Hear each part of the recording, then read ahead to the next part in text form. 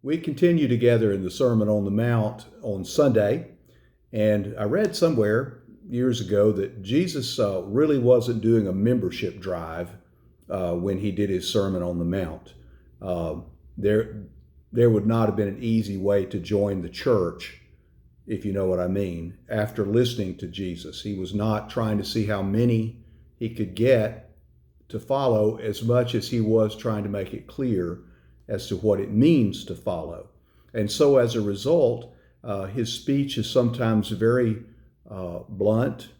It is calling for definite commitments from people who would follow. You're either in or you're not. In this passage on Sunday, we're going to read Matthew 7, and it's verses 15 through 23. As we move toward a close in studying the sermon, this is our last 2 weeks of this. In this passage, he talks about knowing a tree by its fruits, which is an old axiom that goes back centuries.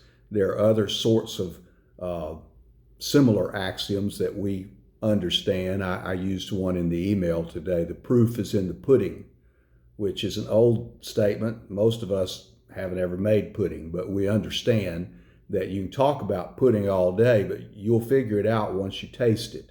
If it tastes good, then it's good pudding. If a Christian disciple is living a life that shows fruit, then they are Christian.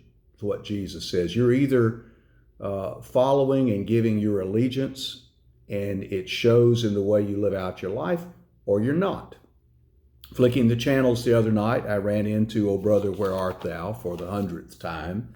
And always a favorite part of mine is the baptismal scene.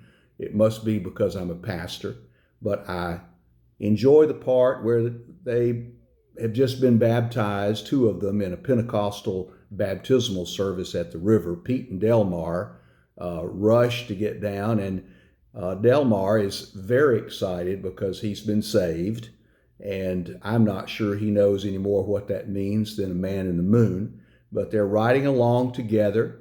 Everett holds out because he really doesn't want to commit to something he doesn't believe. So they're riding along and pick up a hitchhiker. This hitchhiker is an African American named Tommy Johnson, who plays the guitar. And in his conversation with them, he says, well, the night before he had sold his soul to the devil. The baptized boys were appalled that anybody would do such as that. That's a sin for those of us baptized. But Tommy says, he wasn't using his soul anyway, so he felt like it was a good deal.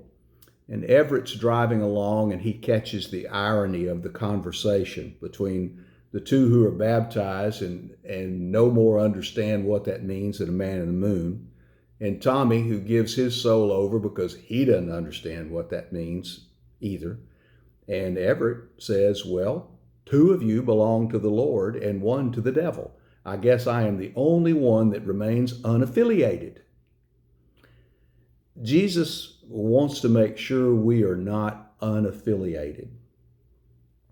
There's a lot of unaffiliated church membership.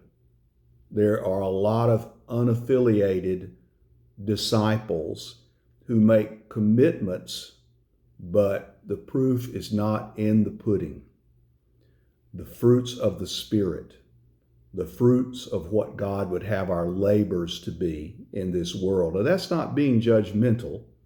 That's listening to Jesus, who says that's not good enough.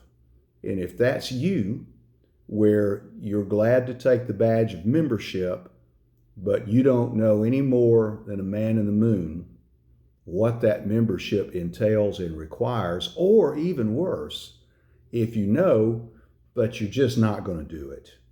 The fruits of the Spirit are hard, they're laborious, they come up not of our own making, but in partnership with God, and they're so unlike the world. So we'll talk about that on Sunday. What does it mean to bear fruit as disciples? And is that required? And the short version and the short answer is yes, it is. I hope to see you Sunday. It's been good to see folks back in church. And if you can make your way to the gathering, we're meeting back at our normal setting on Sunday. If anything changes, there's always an email that comes out on Saturday that you will see that. But hope it's a great week for you.